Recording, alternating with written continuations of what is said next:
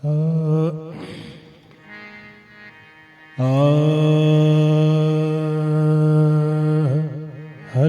Hello hello hello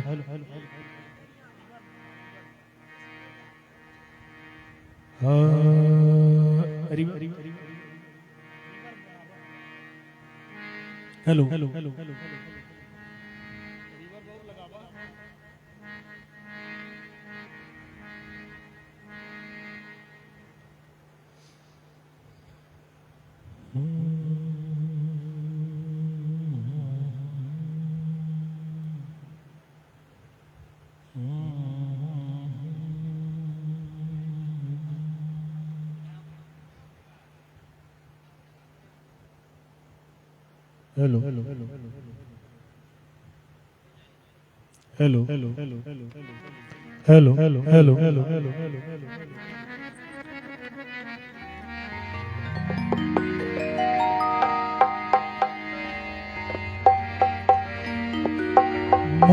मंगल मूरत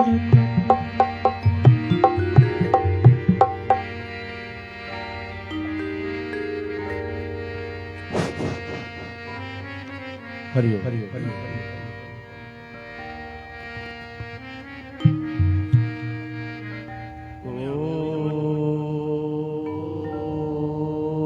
नमो भगवते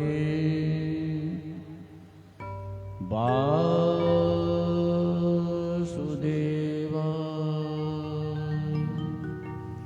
स्वस्ति श्री गणेशाय नमः। श्री सरस्वत्यै नमः। श्री गुरुभ्यो नमः। वंशी विभूषितकरा नवनीरदाभा पीताम्बरादरुणबिम्बफलाधरोष्ठा पूर्णेन्दुसुन्दरमुखात् अरविन्दनेत्रात् कृष्णात् परं किमपि तत्त्वमहं न जाने। कृष्ण त्वदीयपदपङ्कजपञ्जरान्ते अद्वैतमेभिसतमानसराजहंस। प्राणप्रयाणसमये कफवातपित्ते कण्ठावरोधनविधौ स्मरणं कुतस्ते। सशङ्खचक्रं सकिरीटकुण्डलं सपीतवस्त्रं सरसीरुहेक्षणं। सहारवक्ष स्थलकौस्तुभश्रियं नमामि विष्णुं शिरसा चतुर्भुजं। गजाननं भूतगणाधिसेवितं कपित्थजम्बो फलचारुभक्षणम्। उमासुतं शोकविनाशकारकं नमामि विघ्नेश्वरपादपङ्कजम्। कर्पूरगौरं करुणावतारं संसारसारं भुजगेन्द्रहारं सदा वसन्तं हृदयारविन्दे भवं भवानी सहितं नमामि। मनोजवं मारुततुल्यवेगं जितेन्द्रियं बुद्धिमतां वरिष्ठं वातात्मजा वानरयूथमुख्यं श्रीरामदूतं शरणं प्रपद्ये नीलाम्बुजश्यामलकोमलाङ्गं सीतासमारोपितुवामभागं पाणौ महासायकचारुचापं नमामि रामं रघुवंशनाथम् लोकाभिरामं रणरङ्गधीरं राजीवनेत्रं रघुवंशनाथं कारुण्यरूपं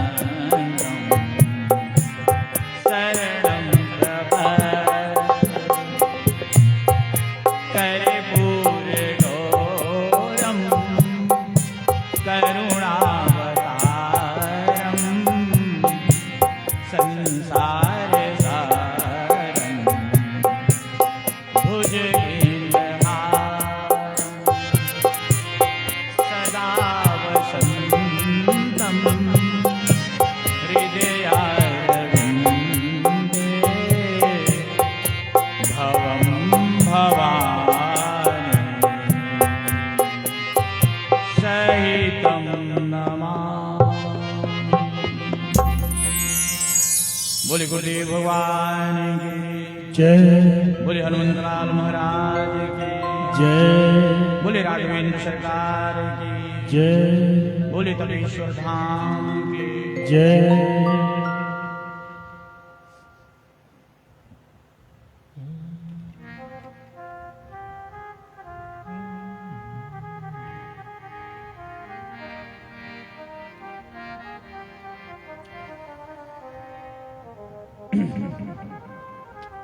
हे दुख भंजन मारुति नंदन सुन लो मेरी पुकार पवन सुत विनती बारंबार पवन सुत विनती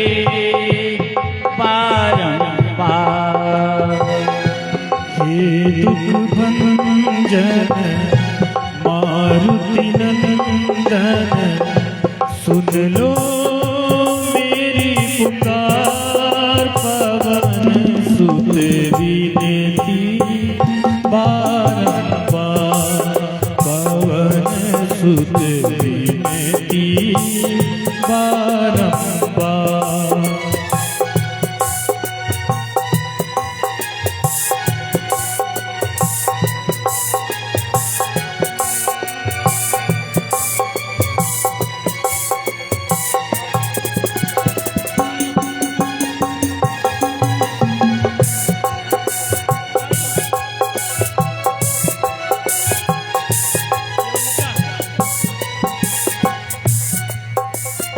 अष्ट सिद्ध नव निधि के दाता अष्ट सिद्धि नव सिद्धि के दाता दुखियों के तुम भाग्य विधाता दुखियों के तुम भाग्य विधाता सिया राम के काज सवारे सिया राम के काज सवारे मेरा कर उद्धार पवन सुत विनती बारंबार पवन सुत विनती बारंबार।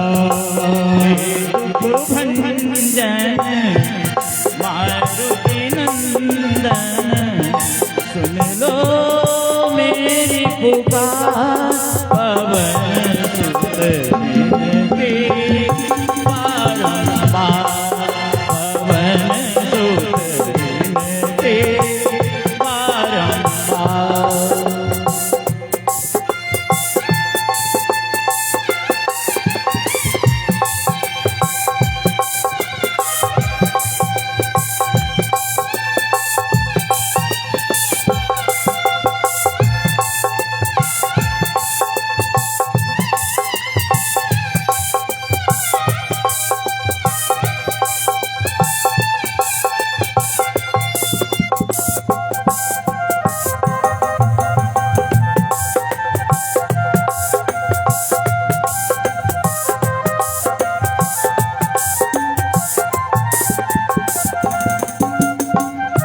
अपरंपार है सती तुम्हारी अपरंपार है शक्ति तुम्हारी। तुम पर अवध बिहारी तुम पर है अवध बिहारी। भक्ति भाव से ध्याऊं तो है भक्ति भाव से ध्यान तुमको कर दुखों से पार पवन सुत विनती बारंबार पवन सुत विनती बारंबार। हे दुख भंजन मारुति नंदन हे दुख भंजन मारुति नंदन सुन लो मेरी पुकार पवन सुत विनती बारंबार पवन सुत विनती बारंबार।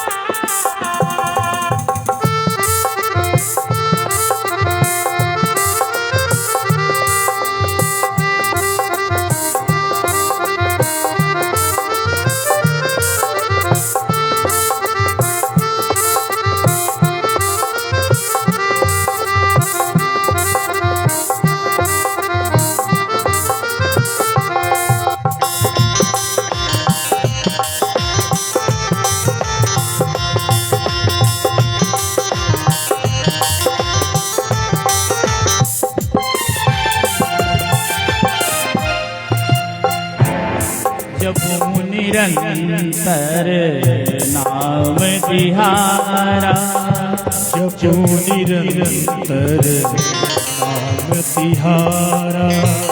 अब नहीं छोड़ूं तेरा द्वारा अब नहीं छोड़ूं तेरा द्वारा। राम भक्त मोहे शरण मिली राम भक्त मोहे शरण मिलीजे।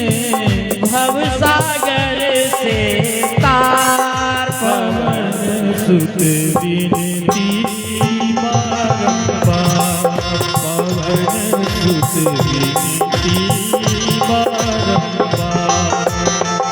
हे दुख भंजन मारुति नंदन हे दुख भंजन मारुति नंदन सुन लो मेरी पुकार पवन सुत विनती बारंबार पवन सुत विनती बारंबार पवन सुत विनती बारंबार। बोले हनुमान जी महाराज की।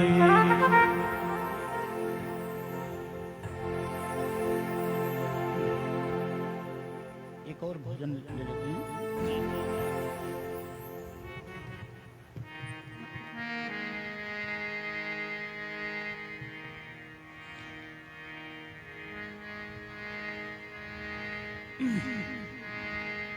अरे दुनिया चले न श्री राम के बिना, राम जी चले न हनुमान के बिना। दुनिया चले न श्री राम के बिना, राम जी चले न हनुमान के बिना। राम जी चले न हनुमान के बिना, राम जी चले न हनुमान के बिना। दुनिया चले न श्री राम के बिना, राम जी चले न हनुमान के बिना। दुनिया चले न श्री राम के बिना, राम जी चले न हनुमान के बिना। राम जी चले न हनुमान के बिना के बिना।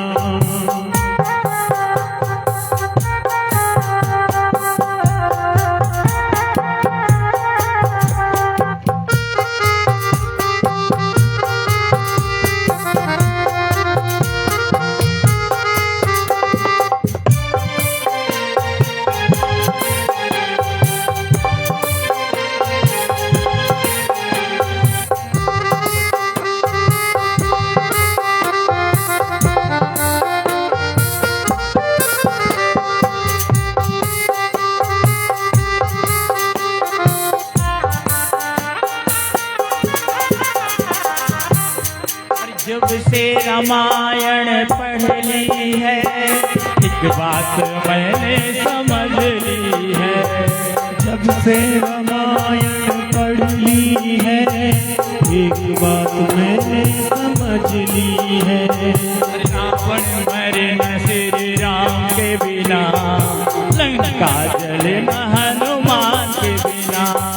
रावण मरे न श्री राम के बिना, लंका जले न हनुमान के बिना। दुनिया चले न श्री राम के बिना, राम जले न हनुमान के बिना।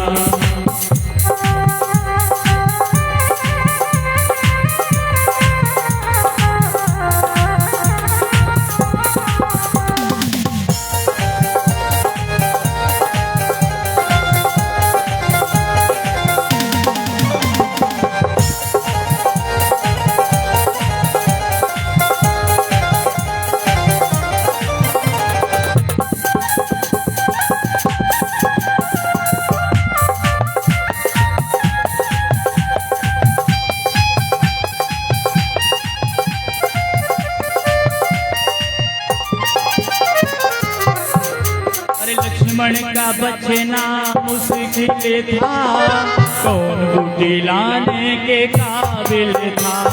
लक्ष्मण का बचना मुश्किल था, कौन बूटी लाने के काबिल था। बूटी मिले न श्री राम के बिना, लक्ष्मण बचे न श्री राम के बिना। बूटी मिले न हनुमान के बिना, लक्ष्मण बचे न श्री राम के बिना। बूटी मिले न हनुमान के बिना। दुनिया चले न श्री राम के बिना, राम भी चले न हनुमान के बिना।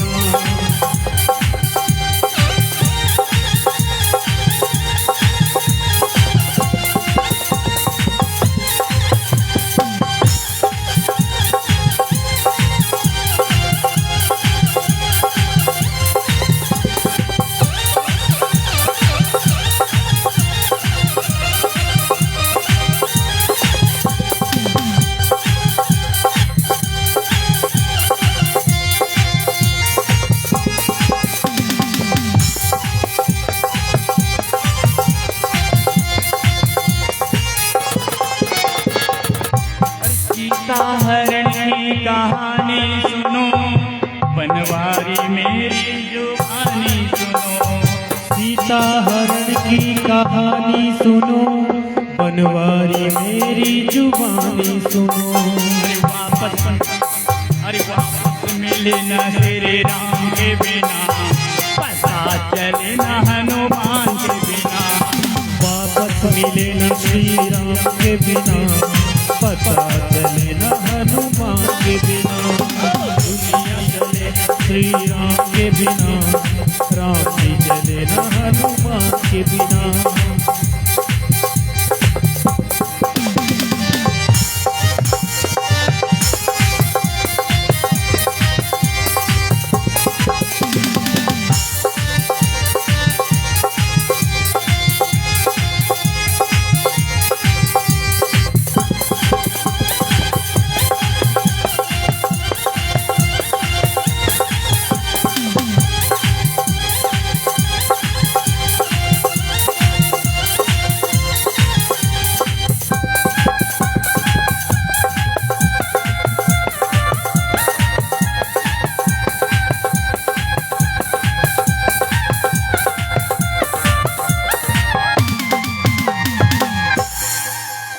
बोले हनुमान जी महाराज की।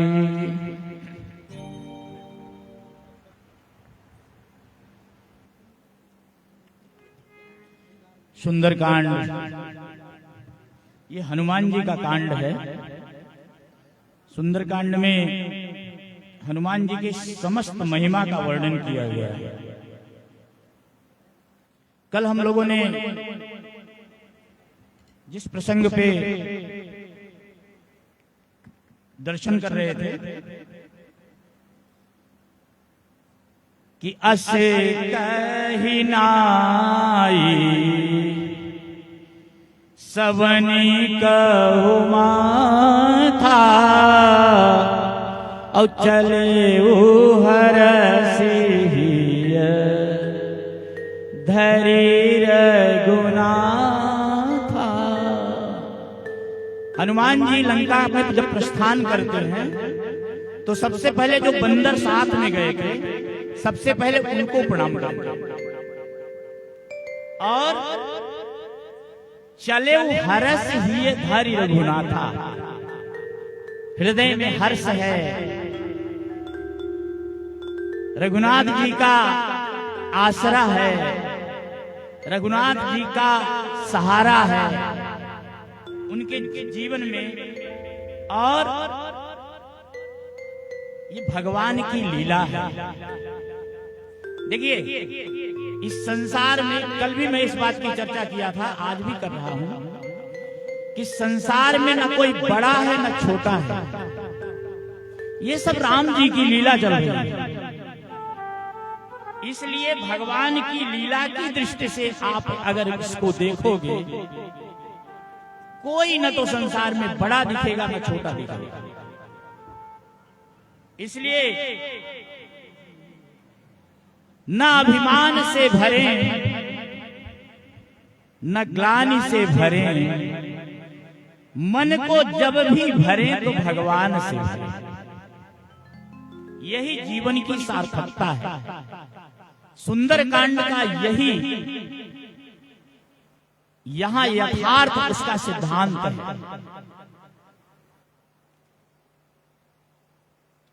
बार बार रघुवीर संभारी, अवतर के उपवन तनय बल भारी। देखिए हनुमत चरित्र की सफलता में तीन बातें आपको याद रखना, सभी को ये जीवन में अपने तीन बातें याद रखना, और यही हनुमान जी ने किया है। पहली बात, मन में उत्साह, चले हर्ष ही धरि रघुनाथ। कोई भी काम करें तो मन में उत्साह के साथ, हर्ष के साथ करें, पहला।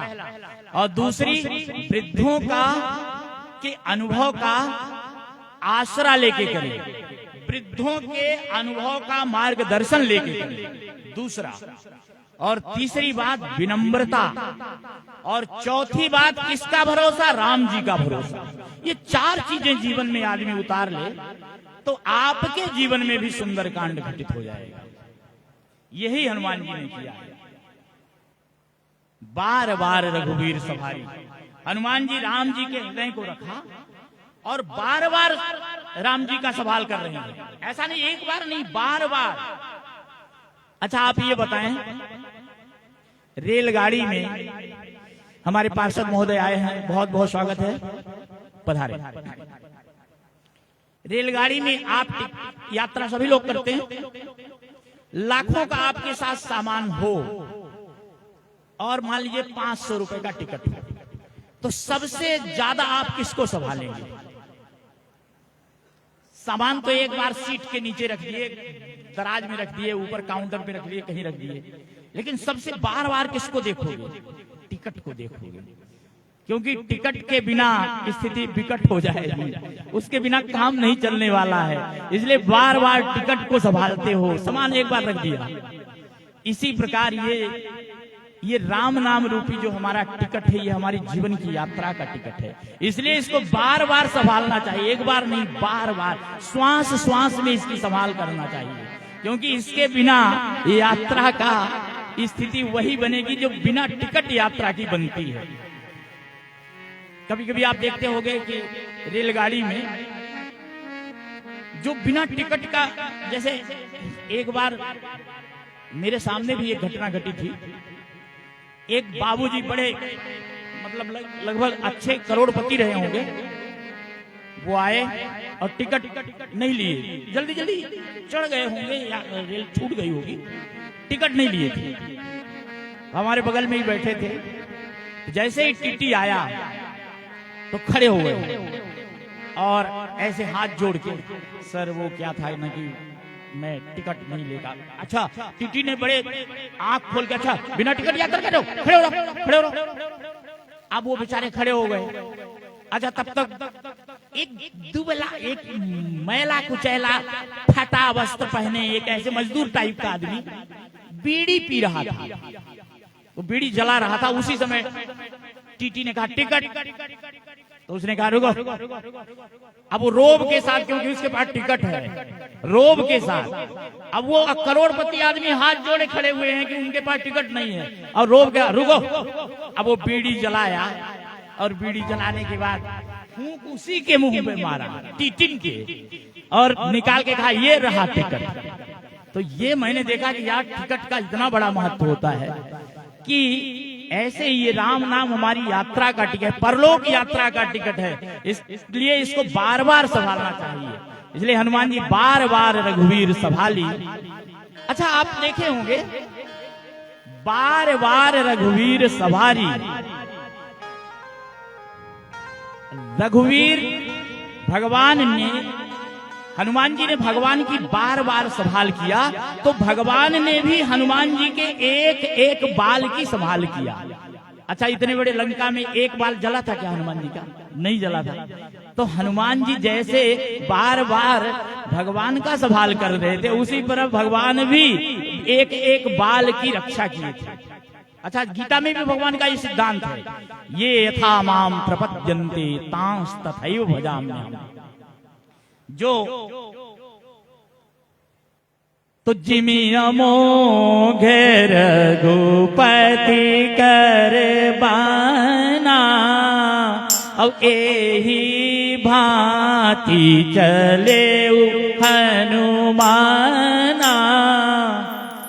हनुमान जी कैसे चले? जैसे राम जी का बाण चलता है। अब देखिए बड़ी सुंदर। अच्छा, बाण चलते हुए आपने देखा है क्या? सभी लोग देखे होंगे, टीवी में तो देखते होंगे, महाभारत में, रामायण में बाण चलते हुए। अच्छा, बाण के पांव देखे हो क्या? पांव नहीं। अच्छा, जिनके पांव नहीं रहता वो भी चलते हैं जब, तो किसी के द्वारा चलते हैं। तो वो राम जी के, तो हनुमान जी कौन है? राम जी के बाण की तरह जा रहे हैं। और हनुमान जी कहते हैं कि गति तो होती है मेरी, लेकिन वो गति किसके द्वारा होती है? राम जी के द्वारा होती है, क्योंकि जिन्होंने बाण भेजा है उसी की गति है। तो यहाँ पे संतन के मुख सो सुनो, सुखदाई यह मंत्र, संचालक श्री राम हैं, हम हैं केवल यंत्र। अच्छा, ये बताइए, हम लोग यंत्रवत काम करते हैं ना, जब उनकी जरूरत होती है तो किसी अंग को या कहीं पे रोक दिए तो रुक गया वो, है ना? उनकी इच्छा हुई ये पूरे इस यंत्र की बिजली गोल कर दो, तो गोल हो गई। मतलब ये हमारे बस में नहीं है। तो अच्छा, लोग कहते हैं कि ये तो हमारे हाथ में है, ये सारी चीजें तो हमारे हाथ में है, सामान्य स्थिति में लोग बोलते हैं। अच्छा ये बताइए, ये चीजें हमारे हाथ में है, क्या हमारा हाथ खुद हमारे हाथ में है? अभी हम लोग भगवान अगर इस हाथ की बिजली गोल करना चाहें तो 2 मिनट में कर दें, हो गया काम खत्म। तो इसलिए ये सब भगवान का यंत्रवत हम लोग काम कर रहे हैं। हनुमान जी जब चले तो सबसे पहले हनुमान जी को क्या मिला? सोने का पहाड़। अब देखिए, थोड़ा सा फास्ट कथा कहना है क्योंकि सुंदरकांड के बहुत दूर तक पहुंचना है हम लोगों को। तो भगवान को सबसे पहले, हनुमान जी को सबसे पहले किसका सामना हुआ? मैनाक का।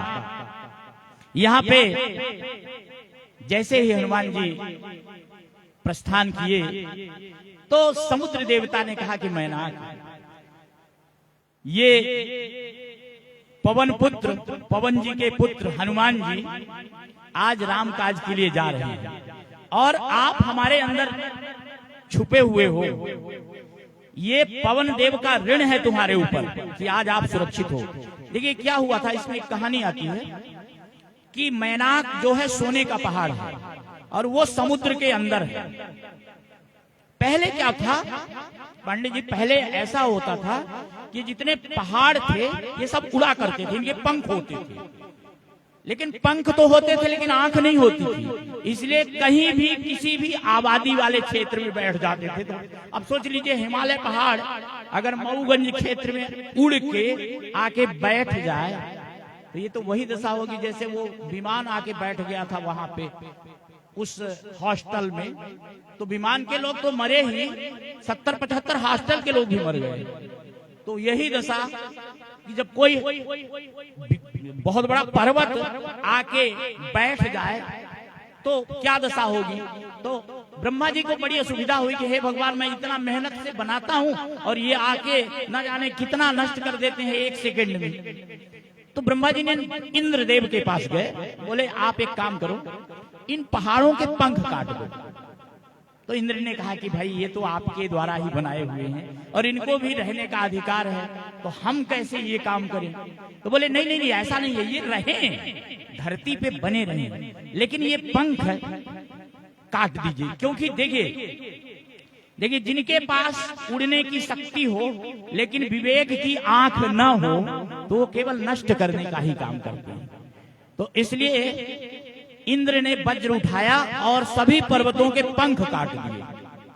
लेकिन सोने का पहाड़ मैनाक, उसके पंख नहीं कटे क्योंकि वो भागा और भाग के इंद्र समुद्र देवता की शरण में गया और समुद्र देवता से कहा कि समुद्र देव, आपके अंदर बहुत जलराशि के अंदर बहुत जगह है, आप मुझे छुपा लीजिए। तो समुद्र देवता ने कहा कि ठीक है, आप आ जाओ हमारे अंदर। अब लहरें इतनी ऊंची आए कि घुसने दें, समुद्र की तो अनुमति मिल गई लेकिन लहरें अंदर न घुसने दें। तो समुद्र देवता ने कहा कि काम करिए, आप पवन देव से प्रार्थना करिए, वो कृपा कर दें तो लहरें शांत हो तो आप अंदर आ जाओ। तो पवन देवता से उन्होंने कृपा किया तो लहरें शांत हुई और मैनाक जो सोने का पहाड़ है वो समुद्र के अंदर घुस गए। आज भी जो सोने का पहाड़ है वो उसके पंख बने हुए हैं। वो कहीं भी जो हम जिन सभी के पास कुछ थोड़ा बहुत सोने का पहाड़ तो होगा ही, 1 तोला 2 तोला 4 तोला, लेकिन आप देखते होंगे कि वो स्थायी नहीं रहता। कब वो पहाड़ हमारे पास है, कब उड़ के दूसरे के घर चला जाए, कब पता नहीं उड़ के बैंक में चला जाए, कभी उड़ के किसी सोनी के यहाँ चला जाए ना। सोने के पहाड़ के पंख आज भी नहीं कटे हैं।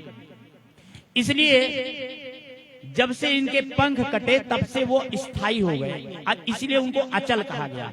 पर्वत का एक पर्यायवाची अचल भी है और तभी से इसकी हम लोग पूजा करते हैं। तो वो वाला ऋण तो आज समुद्र देवता ने कहा कि इतना बड़ा आपके साथ उपकार किया था पवन देव ने, और उन्हीं के पुत्र आज जा रहे हैं राम काज के लिए, तो थोड़ा विश्राम दे दो, इतनी दूर से थक के आए हैं। तो पवन देवता मैनाक ऊपर आ गए, और मैनाक ने वहां पे जैसे ही ऊपर आए तो हनुमान जी ने कहा कि भाई, उन्होंने कहा कि आप विश्राम कर लीजिए। हनुमान तेहि परसा कर पुन कीन प्रणाम, और क्या कहा, राम काज कीन्हे बिन मोहि कहाँ विश्राम। देखिए हनुमान जी ने सम्मान किया, हाथ से स्पर्श किया और कहा कि अभी मेरे पास विश्राम का समय नहीं है, जब तक राम जी का कार्य नहीं होता तो हम विश्राम नहीं कर सकते। देखिए गीता में भी संसार की कोई भी वस्तु जो भी है वो सब में परमात्मा का अंश है, इसलिए कोई भी वस्तु बुरी नहीं है, इसलिए सबका सम्मान करना चाहिए। हनुमान जी ने स्पर्श किया, प्रणाम किया, लेकिन जब मैनाक ने ठहरने को बोला तो क्या कहा कि वो कह दिया कि भाई अभी हमारे पास समय नहीं है। देखिए धन को छूना बुरा नहीं है, स्पर्श करना बुरा नहीं है, धन पे सोना बुरा है, विश्राम करना बुरा है। अच्छा, बहुत सारे लोग धन पे बड़े बड़े नोटों की गड्डियां, कोई बेड पे गद्दों में डाल के सोते हैं ना। आज भी अखबारों में, टीवी में आजकल घटनाएं वो मिलती हैं कि इतने गद्दों के बीच में नोट डाले गए, उनके बेड के नीचे नोट मिले, माने उसी पे सो रहे हैं। तो धन, अच्छा उनकी क्या दशा होती है फिर? इसीलिए कहा गया है कि छूना तो बुरा नहीं है, सोना बुरा है। मतलब धन का आप सदुपयोग करिए, उपयोग करिए, लेकिन असंग होके करिए, असंगता से करिए, लेकिन उस पे आप आश्रित मत होइए।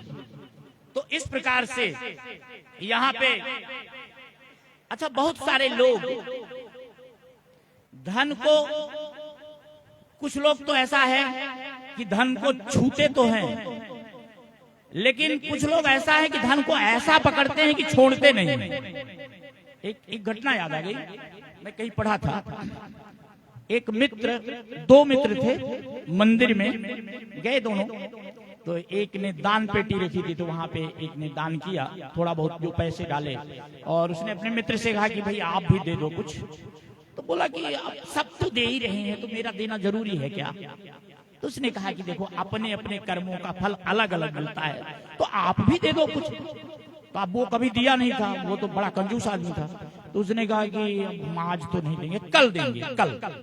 अब वो भी मित्र पीछे पड़ गया, बस ठीक है कल ही दे देना। अब वो दूसरे दिन, अब मित्र ने कहा कि चलो अब आपने कहा था कि तो चलो कल वहां पे दान दीजिए आप।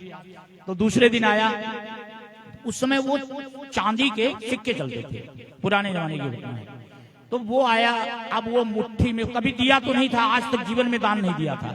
अच्छा देखिए, धन जिसने कभी खर्च न किया हो वो खर्च नहीं कर, भले लाखों करोड़ों आ जाए उसके पास, लेकिन वो खर्च कर ही नहीं सकता। तो वो मुट्ठी में पकड़ लिया उस सिक्के को। अब वो गया उसके पास, बोला हे भगवान दें कि ना दें, दें कि ना दें। अब उसके अंदर यही बात है, अब कभी सोचता अच्छा चलो दे देते हैं। तो आगे जब गया, बहुत देर से मुट्ठी बंद, अब मुट्ठी ना खुले। अरे कभी मुट्ठी खोली नहीं थी तो कैसे खुले? तो अब किसी तरह से बड़े मुश्किल से मुट्ठी खोली, सोचा एक बार देख लें, अब ये देखने को नहीं मिलेगा दोबारा। तो एक बार देखा तो वो बहुत देर से मुट्ठी बंद किया था, तो पसीज गया था, सिक्का पसीज गया था। तो तब वो देखा, बोला तुम बहुत रोते हो, मैं तुमको किसी को नहीं दूंगा, और फिर जेब में डाल दिया। ऐसे भी लोग होते हैं। तो मतलब ये कि धन, देखिए धन के बारे में ये विषय मैं इसलिए छोड़ा हूं कि हर व्यक्ति को इससे गुजरना पड़ता है। धन को लक्ष्मी माता का रूप कहा गया है, सभी जानते हैं, धन को लक्ष्मी भी कहा गया है। तो हम इसका कैसे सदुपयोग करें, मेरी थोड़ा 2 मिनट के लिए आप सुनो। लक्ष्मी माता के या तो आप पुत्र बन जाओ, लक्ष्मी पुत्र है ना, क्योंकि भगवान है जगत पिता और लक्ष्मी क्या है, जगत माता। और लक्ष्मी के कारण ही हम सबका पालन पोषण होता है। तो इसलिए हम सब लक्ष्मी के पुत्र बन जाएं। या तो ये काम ये करें, या कि फिर लक्ष्मी को अपनी बेटी बना लें। तो 2 विकल्प आपके सामने हैं। या तो लक्ष्मी पुत्र बन जाइए या कि बेटी बनाइए। अच्छा, या तो माता मानिए या बेटी बनाइए। अच्छा, बेटी बनाने में आप देखते होंगे, बेटी से हम प्रेम तो बहुत करते हैं, सभी लोग प्रेम बहुत करते हैं, लेकिन बेटी के लिए आसक्त नहीं होते, क्योंकि सबको पता है कि एक दिन इसको कहीं जाना है, ये हमारे घर में रहने वाली नहीं है, इसलिए यहाँ पे इनको एक दिन विदा करना है। अच्छा, घर में जब बेटी बड़ी होने लगती है तो उसको विदाई की चिंता सबको होती है ना, इसको कहीं पे जाके विदा करना है। तो घर में भी आपकी लक्ष्मी जब बढ़ने लगे तो हमें क्या करना चाहिए, जैसे बेटी के साथ हम लोग व्यवहार करते हैं ऐसे ही लक्ष्मी के साथ भी व्यवहार करना चाहिए। इसे कहीं न कहीं अच्छे घर वर में इसका वर्ण करना चाहिए। अच्छा, सब चाहते हैं कि हमारी बेटी का वर अच्छा हो, सुंदर वर मिले, तो इसलिए इस लक्ष्मी रूपी बेटी के वर, अच्छा लक्ष्मी जी का वर्ण तो नारायण से ही होगा। अब नारायण के भी अनेक रूप हैं, तो किस रूप, कौन सा रूप आपको पसंद है? कुछ लोग यज्ञ नारायण, जैसे देखिए ज्ञान यज्ञ चल रहा है यहाँ पे, तो अगर जिनको यज्ञ नारायण पसंद है तो ज्ञान यज्ञ में अपने लक्ष्मी का समर्पण करें। अच्छा, जिनको ज्ञान यज्ञ नहीं है तो दरिद्र नारायण, जो गरीब लोग हैं उनमें समर्पण करें, कंबल उड़ाएं, उनको भोजन दें। अच्छा, संत नारायण भी बहुत सारे हैं, तो अगर वो भी नारायण के रूप ही हैं तो संतों को आप उनके यहाँ आश्रमों में उनके पास समर्पण करिए। तो आपको कौन सा रूप लक्ष्मी का पसंद है वहां आपको वर्ण करना चाहिए। अच्छा, ये बताइए, लक्ष्मी को अगर समय से आपने विदा नहीं किया और समय से वर्ण नहीं किया तो होगा क्या?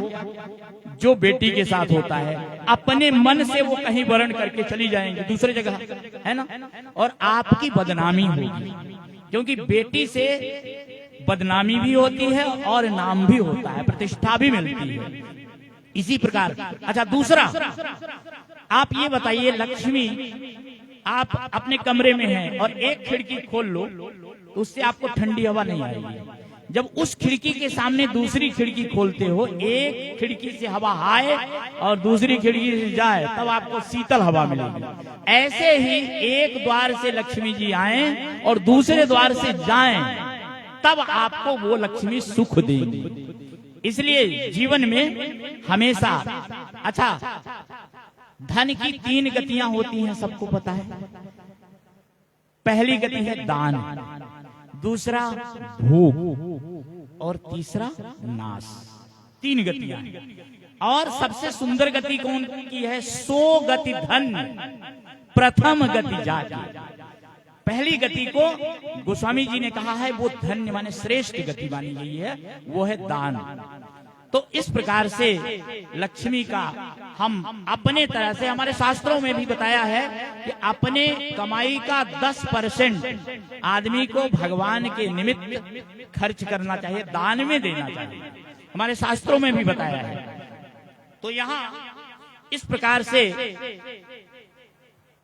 हनुमान जी प्रस्थान करते हैं और जैसे ही हनुमान जी सोने के पहाड़ को स्पर्श करके आगे बढ़े, माने त्याग, कितना बड़ा त्याग है, सोने का पहाड़ मिला तो भी त्याग दिए, छोड़ रहे हैं। तो जैसे ही आगे बढ़े सुरसा मिल गई। अब देखिए सुरसा क्या है? सुरसा है, सुरसा को कहते हैं प्रतिष्ठा। ये माने सुरसा आपका सम्मान है, प्रतिष्ठा आदमी को वो भी बांधती है, सुंदर संकेत। पहले नहीं आई, हनुमान जी जैसे ही पहाड़ को ठुकरा के आगे बढ़े वैसे ही प्रशंसा खड़ी हो गई। अच्छा, हम लोग भी सभी समाज में जब कोई बड़ा काम करता है तो प्रशंसक आ जाते हैं ना, वाह भाई वाह वाह क्या बात है, प्रशंसा आ जाती है। अच्छा, प्रशंसा, ये सुरसा किसकी माता है? सर्पों की माता है। और सर्पों में क्या होता है? जहर होता है। ये प्रशंसा जब डसती है तो अभिमान का जहर घोल देती है। तो जैसे ही लोग वाह वाह करने लगे तो आदमी को फूल के और कुप्पा हो जाता है कि वाह मेरा, मैं कितना बड़ा आदमी हूं। तो यहाँ पे हनुमान जी को सुरसा का सामना करना पड़ा। और देखिए सुरसा आई। अच्छा देखिए, सामान और सम्मान, ये दोनों बहुत खतरनाक है। कोई सामान में अटके हैं, कोई सम्मान पाके भटके हैं, लेकिन याद रखिए ये दोनों सागर के मध्य में ही है, पार नहीं गए हैं, अभी दोनों ही सागर के बीच में हैं। इसलिए इसका अर्थ है कि जो सम्मान में अटके वे भी, और जो सम्मान पाके भटके वो भी, दोनों ही अभी संसार समुद्र में ही हैं, पार नहीं गए हैं। तो सुरसा क्या बोली? आज सुरन मोहिदीन आहारा, आज देवताओं ने मुझे भोजन दिया है, मैं खा जाऊंगी। अच्छा, हनुमान जी ने कहा कि अभी आपको फुर्सत है, हमें फुर्सत नहीं है। तो बोले कि मैं तो खाऊंगी। बोले अच्छा ठीक है, तो चलो कोई बात नहीं, आओ आ जाओ, हो गया। जो जन भरते ही बदन पसारा, कपितन कीन दुगुन विसारा, सो रह जो जन मुक्ते ठयु, तुरत पवन सुत 32 भयउ, जस जस सुरसा बदन बढ़ावा, तासु दूत कपि रूप दिखावा, सत जो जन ते ही आनन कीना, अति लघु रूप पवन सुत लीना। बहुत बहुत स्वागत तिवारी जी का, स्वागत, पधारिए। तो इस प्रकार से देखिए, यहां सुरसा ने अपना 1 योजन का मुंह बनाया, तो हनुमान जी 2 योजन के हो गए। सुरसा ने 2 योजन का बनाया तो हनुमान जी 4 के हो गए। और सुरसा ने इसके बाद 16 योजन का मुख बनाया, हनुमान जी 32 योजन के हो गए। अच्छा ये बताएं, अब सुरसा ने 100 योजन का बनाया। 100 योजन माने 1200 किलोमीटर। सोच लीजिए, यहां से हमारे ख्याल से गुजरात में जो वो है छोर, वो 1200 किलोमीटर का है, अंतिम छोर, जहां पे भगवान कृष्ण का द्वारिका यहां से 1200 किलोमीटर है। इतना बड़ा मुख फैलाया सुरसा ने। तो सोचिए, हनुमान जी चाहते तो 2400 किलोमीटर के हो सकते थे ना। जब 50 के 100 हुए, 16 के 32 हुए, तो अच्छा ये बताइए, अगर हनुमान जी भी ऐसे ही कंपटीशन में लगे रहते तो कभी ये कथा खत्म होती क्या? कथा केवल इतना चलती कि हनुमान जी, हम सब यही कथा करते, राम कथा बस इतने में सिमट जाती कि हनुमान जी 1 योजन के हुए, सुरसा 2 योजन की हो गई, हनुमान जी 2 के हुए, सुरसा 4 की हो गई। अच्छा, फिर लोग पूछते कि भाई कथा बताओ कितने योजन में चल रही है, ये तो अनंत है, ये कभी इसका पारोवार ही नहीं है। तो हनुमान जी ने कहा कि ऐसा नहीं है, अति लघु रूप पवन सुत लीना, हनुमान जी छोटे हो गए। अच्छा ये बताइए, छोटे मोटे आदमी को प्रशंसक देखते हैं क्या? प्रशंसा करने वाले को भी बड़े बड़े चाहिए, वो छोटे आदमियों की से दूर ही भागते हैं। अच्छा, प्रशंसा का मुंह जितने आप बड़े होते जाते हैं, प्रशंसा का मुख भी उतने बड़ा हो जाता है। आप अगर प्राइम मिनिस्टर या मंत्री या विधायक बन जाओ तो अभी आपके पीछे मान लीजिए सामान्य होता है, कोई नहीं चल रहा है ना, आप एक छोटा सा कोई पद हो जाते 1-2 लोग चलने लगेंगे, फिर आप उससे बड़ा हो जाएंगे तो 4-6 लोग हो जाएंगे, फिर और बड़े पद पे हो जाओ तो 10-20 लोग घेरे रहेंगे ना, और बड़े हो जाओ तो वो प्रशंसक बढ़ते ही जाते हैं। मतलब सुरसा जैसे जैसे मुख बढ़ता जाता है हनुमान जी का, वैसे सुरसा का मुख भी बढ़ता जाता है। तो यहाँ पे हनुमान जी छोटे हो गए। अब देखिए, सुरसा नहीं, अब इतना जल्दी 1200 किलोमीटर का मुख सुरसा बंद नहीं कर पाई। अब 1200 किलोमीटर जो फैलाया है उसको बंद करने में भी 1-8 घंटे तो लगेंगे। तो हनुमान जी छोटे से हो गए, जल्दी से मुंह के बाहर आके और तुरंत बाहर आ गए। और इतना ही नहीं, देखिए छोटे होने में कितना बड़ा फायदा है।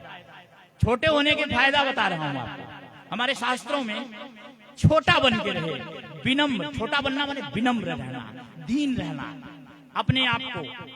नानक जी ने लिखा, नानक नन्हे होई रहो, जैसे नन्ही दूब बड़े बड़े बह जात हैं, दूब खूब ही खूब। बड़े बड़े दरख्त नदी के किनारे बह जाते हैं, लेकिन दूब जो होती है छोटी सी लिपटी रहती है, उसको कुछ होता है क्या?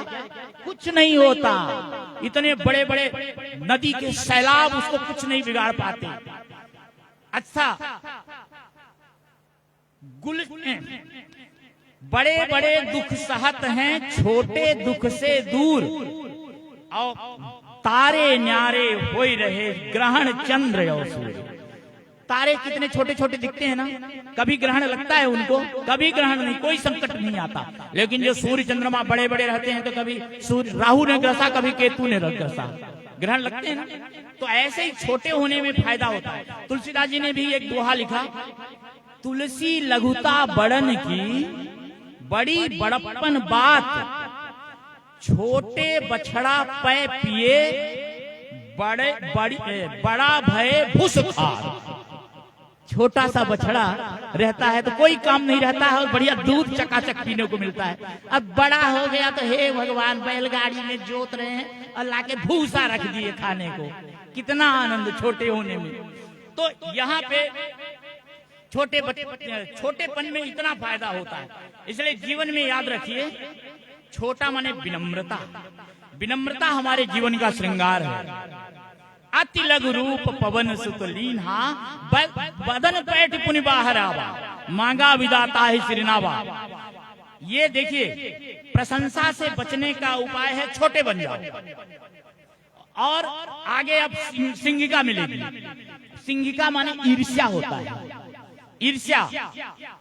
राम का, अब देखिए सुरसा ने आशीर्वाद भी दे दिया, राम काज सब करहूं तुम बल बुद्धि निधान, आशीष दे गई सो हरसि चले हनुमान।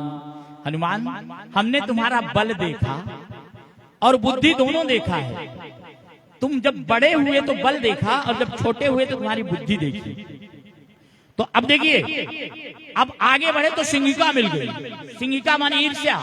क्या करती है? ऊपर उड़ने वाले को छाया पकड़ के खींच के डुबो देती है। अच्छा, ये ईर्ष्या करने वाले ये नहीं देखते कि आदमी कितनी ऊंचाई पे है, वो ये देखते हैं कि उसकी कमजोरी कहाँ है। बस उसी कमजोरी को पकड़ के उसको डुबोने की कोशिश करते हैं। यही काम करते हैं ना। तो ये सिंह का ईर्ष्या है। और इस प्रकार से समुद्र पार में तो क्या हुआ? सामान में अटके नहीं, सम्मान में भटके नहीं, और ईर्ष्यालु लोग मिले तो भगवान की कृपा का अनुसरण करो। यदि जीवन में इस प्रकार से हम इस पथ पे चलेंगे तो हमारे जीवन में भी सुंदर कांड होगा। ये एक वो करना है। यही हनुमत कथा का यहाँ संदेश है। इसीलिए देखिए हनुमान जी के समान इसलिए कोई बड़भागी नहीं। हनुमान सम नहीं बड़ भागी, नहीं को राम चरण अनुरागी। ये मैं नहीं कह रहा हूं, गिरजा जासु प्रीति सेवकाई, बार बार प्रभु निज मुख गाई, बार बार प्रभु निज मुख गाई। तो इस प्रकार से सीता माता ने हनुमान जी को आशीर्वाद दिया है, अजर अमर गुण निधि सुत हो। अजर हो जाओ, अमर हो जाओ, गुणों के भंडार हो जाओ। अच्छा, इस संसार में प्रकृति का नियम है कि संसार में कहीं भी यदि गुण है तो दोष अवश्य है। ये गुण दोष से मिश्रित ये हमारी प्रकृति ही है। लेकिन हनुमान जी को जो मिला हुआ है, सुन देखिए यहाँ पे हनुमान जी को जानकी माता ने क्या आशीर्वाद दिया है? सुन सुत सद्गुण सकल तब हृदय बसहु हनुमंत। हे हनुमान जी, सारे सद्गुण आपके अंदर बस जाए। और अजर अमर गुण निधि सूत हो,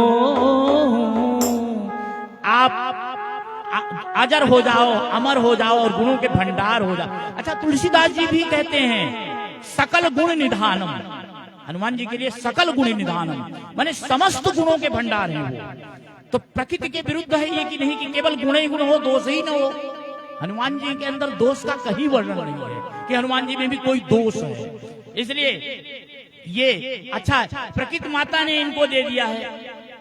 तो इस संसार में गुण दोषमयी ये संस्कृति, ये सृष्टि है और कोई ऐसा नहीं है जिसमें कोई दोष न हो, केवल एक है जिसमें कोई दोष नहीं है। चलिए उस गीत के माध्यम से हम लोग इस भजन को लेते हैं।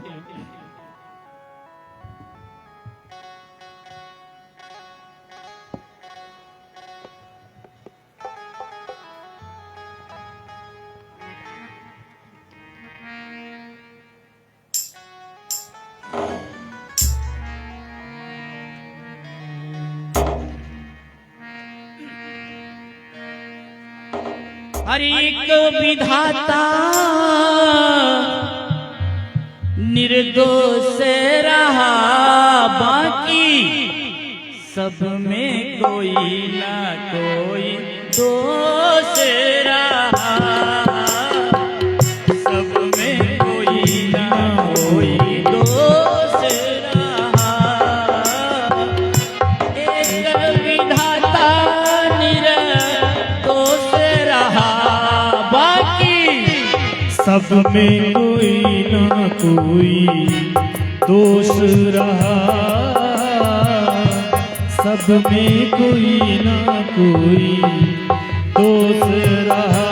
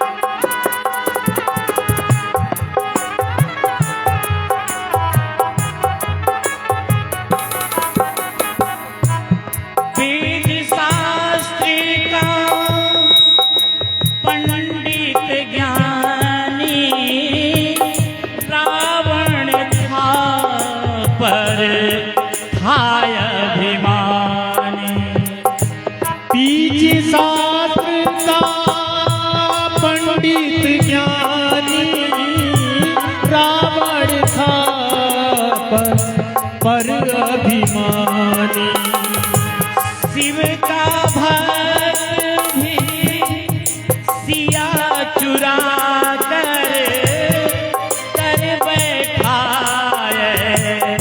सीना दानी। सिया भी सिया चुरा कर बैठा सीना दानी। हरे राम से हर दम, राम से हर दम दोष रहा, राम से हर दम दोष रहा। एक विधाता निर्दोष रहा, बाकी सब में कोई ना कोई दोष रहा, सब में कोई ना कोई दोष रहा।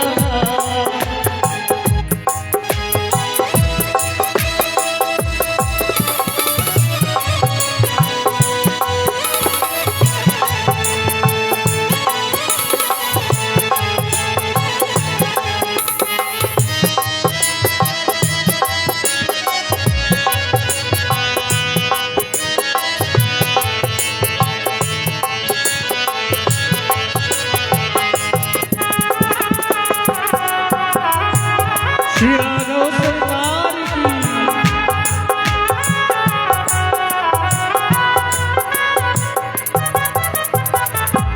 ये नत्था सिंह जी का भजन है। देखिए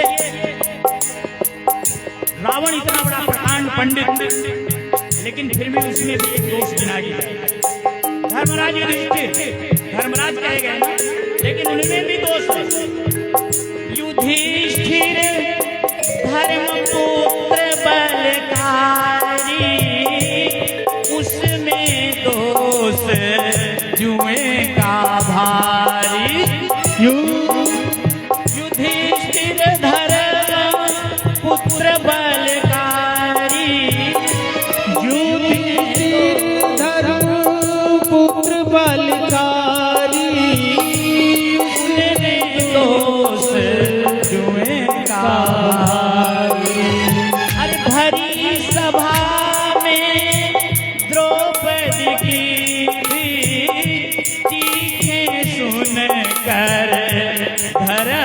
पुजारी, अरे बेबस और खामोश रहा, बेबस और खामोश रहा। एक प्रभु ही निर्दोष रहा, बाकी सब में कोई ना कोई दोष रहा, सब में कोई ना कोई दोष रहा। एक प्रभु ही निर्दोष रहा, एक प्रभु ही निर्दोष रहा, सब में कोई ना कोई दोष रहा, सब में कोई ना कोई दोष रहा।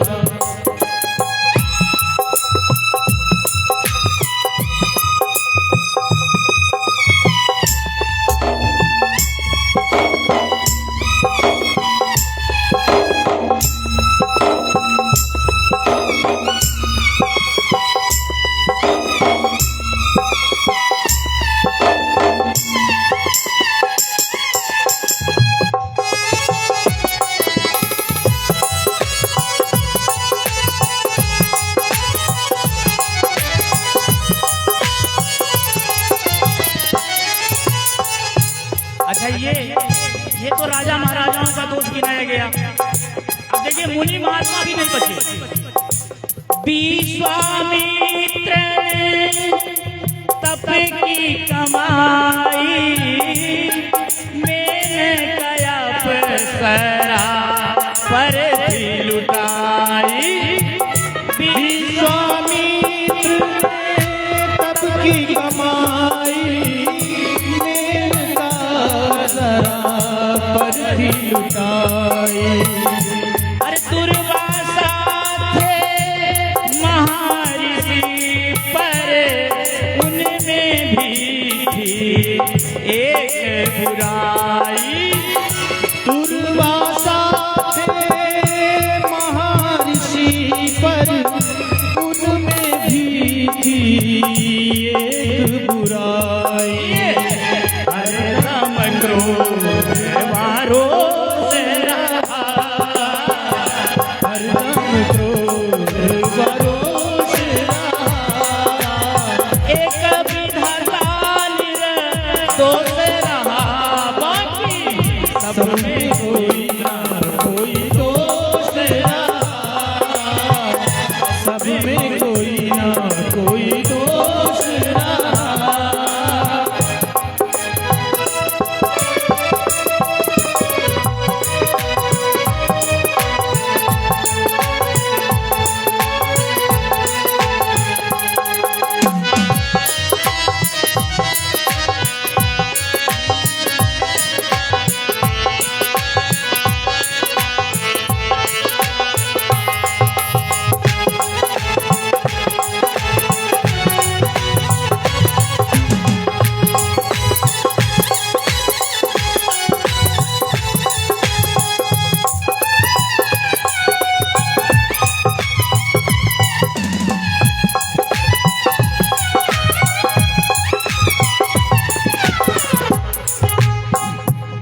कवि ने अंतिम अंतरे में नत्था सिंह ने सबसे बड़ा दोष अपना ही गिना दिया।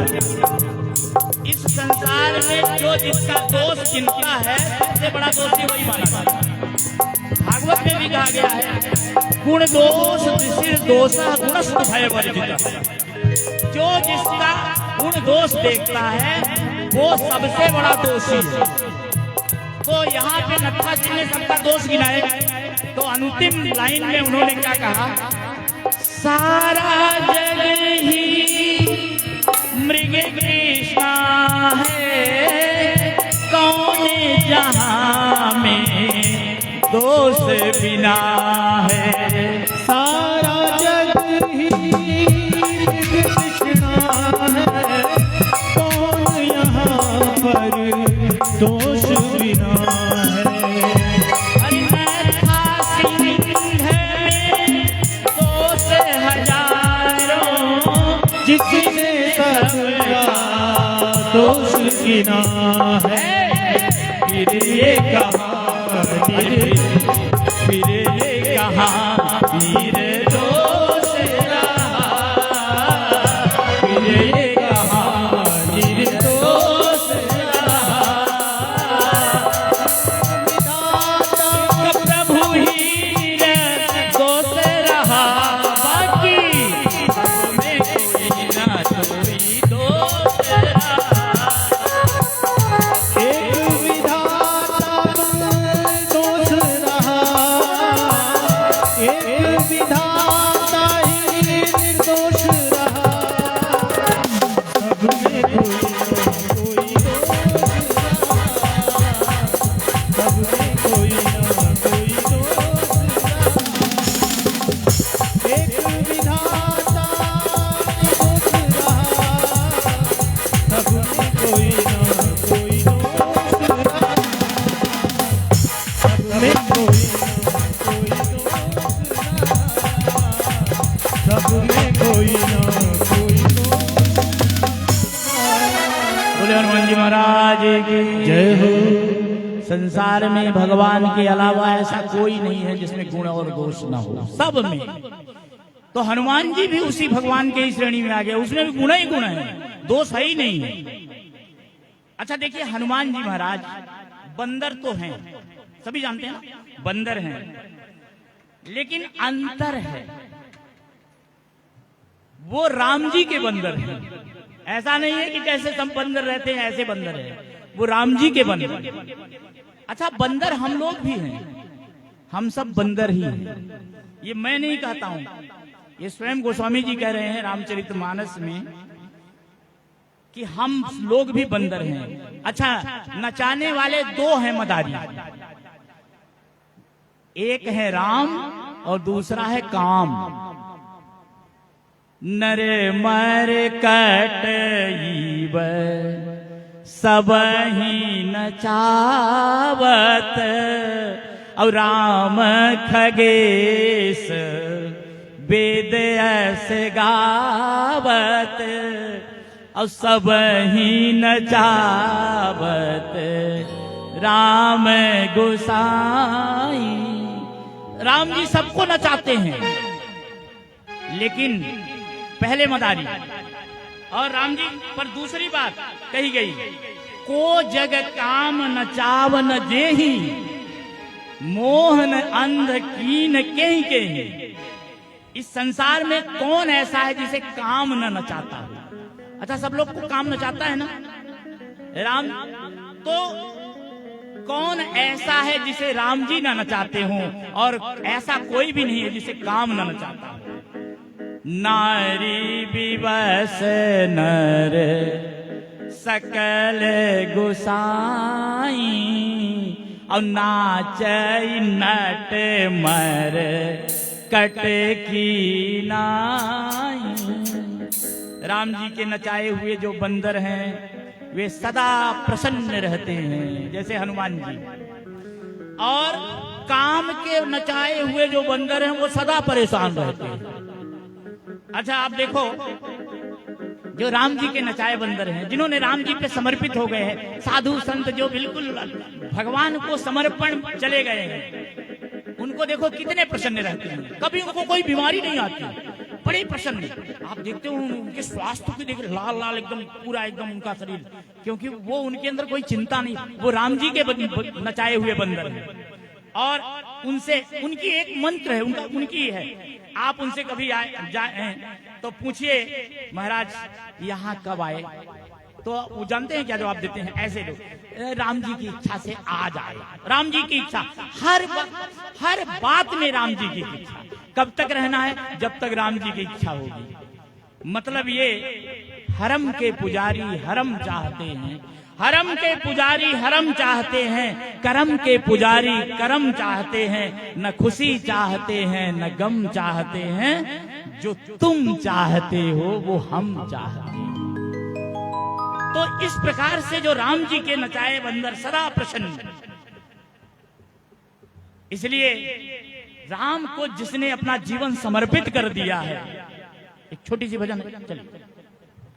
और ये जीवन है तेरे हवाले मुरलिया वाले, ये जीवन है तेरे हवाले मुरलिया वाले, ये जीवन है तेरे हवाले मुरलिया वाले, ये जीवन है तेरे हवाले मुरलिया वाले।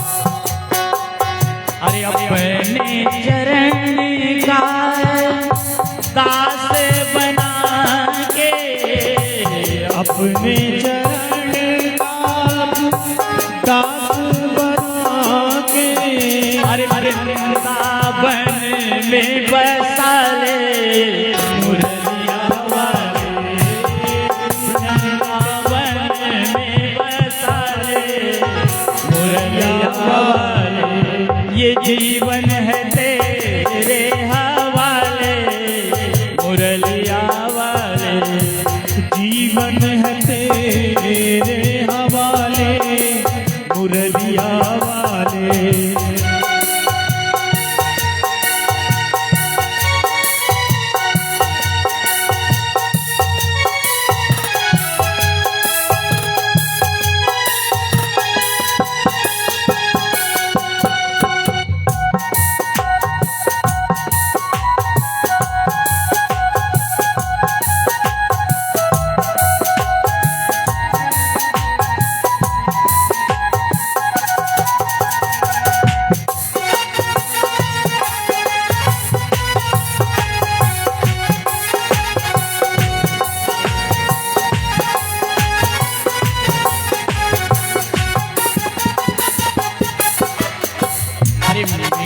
मेरे अपने हुए न अपने, मेरे अपने हुए अपने,